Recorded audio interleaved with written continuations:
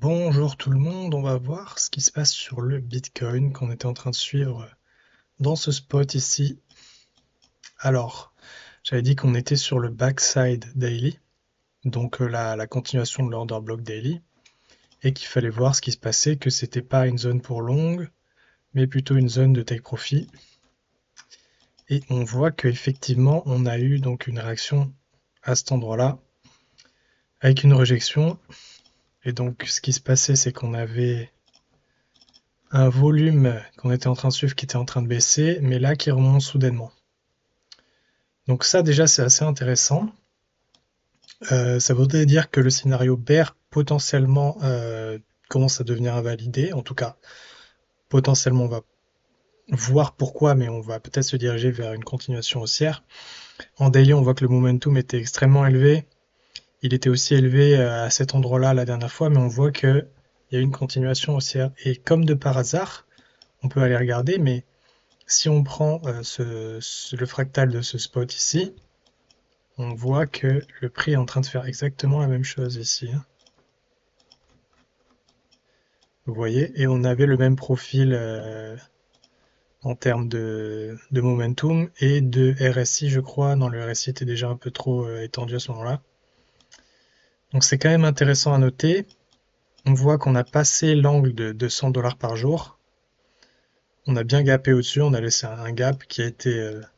on est venu le chercher instantanément. Donc pour ceux qui connaissent les FVG, on voit qu'on a eu un déséquilibre haussier à la hausse, il y a eu trop d'acheteurs. Le prix revenu comblé donnait aux vendeurs l'opportunité de se manifester, mais les acheteurs ont été plus forts. Techniquement, quand on vient prendre ce genre de niveau, c'est pour venir chercher de la liquidité au-dessus. Donc la cible était ce sommet-là qui a déjà été prise et idéalement encore plus haut.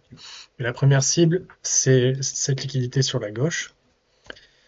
Et donc, qu'est-ce qui se passe? On a des divergences, etc. en 4 heures en termes de RSI, mais rien d'affolant. Et en plus, on est revenu déjà dans un territoire assez intéressant. Et là, on voit que le RSI est assez flat, enfin le MACD, RSI flat, mais MACD est en train de reprendre en fait. Donc on pourrait avoir une reprise du momentum en 4 heures ici. Donc voilà, c'est intéressant à observer. Donc pour moi, rien qu'en observant ça, on dirait qu'on va venir au moins essayer de chercher ce niveau-là. Si on le rejette, effectivement, on va partir sur une tendance baissière de quelques jours, voire quelques semaines. Mais si on rejette pas, on va là, hein, on va vers 98 500, 100 000 dollars en tout cas. Je pense que ce serait le scénario privilégié, sachant que là, du coup, on voit qu'on a quand même un open interest qui est assez élevé, qui fait que monter, hein. Et donc idéalement, ce serait bien de voir l'open interest continuer à monter ici. Et on voit qu'il y a donc il y a le long short ratio. On voit que sur les exchanges, donc là on est sur Binance, il y a beaucoup plus de comptes qui sont en short qu'en long. Et ça, c'est très mauvais. Enfin, c'est-à-dire que quand il y a plus de comptes en short, on a tendance à aller les liquider, parce que c'est souvent le retail en fait, qui est représenté par ce graphique-là. On va aller voir ce qui se passe en 4 heures généralement. Vous voyez que c'est très rare de l'avoir en short. Bon, là, généralement, plutôt haussier. Les gens sont plutôt généralement bull. Et on voit qu'à chaque fois qu'il est passé short, ici par exemple, on a une continuation de tendance haussière. Et c'est vraiment quand le sentiment est redevenu bull, vous voyez, qu'on a eu cette tendance baissière. Les retails étaient de plus en plus longues sur la tendance là. Et là, on voit qu'ils ont abandonné, ils sont en short. Donc techniquement, on peut avoir une continuation haussière, donc dans ce style-là, très ne plus surcharger en fait le prix, juste avoir une continuation haussière ici comme ça, et potentiellement des corrections après, mais pour le moment continuer à la hausse, savoir en tout cas ce qu'il fait là vers ces zones-là jusqu'aux 100 000.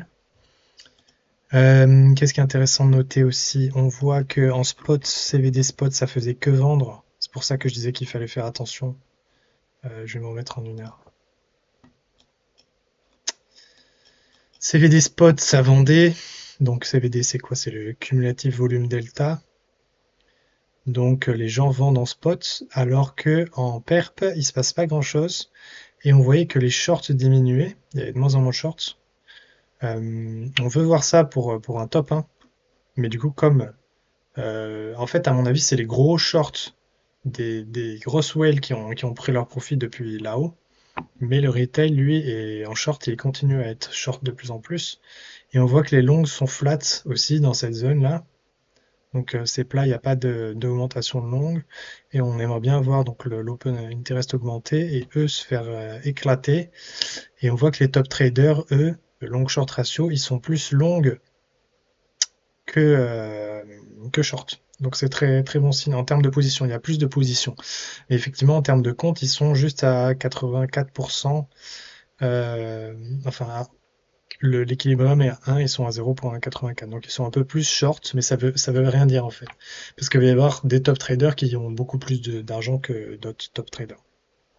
Donc en gros, on voit quand même que là, ils sont bull en termes de quantité, quoi. Ils sont à 1,45.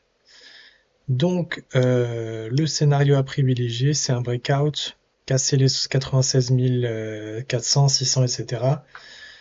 À voir, hein, on peut tomber de là, mais en tout cas, si on casse, on va direct vers 88 500, 100 000 dollars. Qu'est-ce qu'on a ici? C'est les mêmes éléments. On voit que sur Lightmap, il y a beaucoup de choses à venir chercher au-dessus. C'est la map de liquidation, c'est-à-dire que plus la zone est claire, plus il y a de liquidation à prendre ici. On va aller voir en 3 mois. Donc les heatmaps, faites très attention, ça ne veut pas dire grand-chose. Mais ça peut quand même indiquer qu'on peut aller weak, venir chercher des liquidités. Et on voit que vers les 96 000, là, 96 400, il y a beaucoup de liquidités à prendre.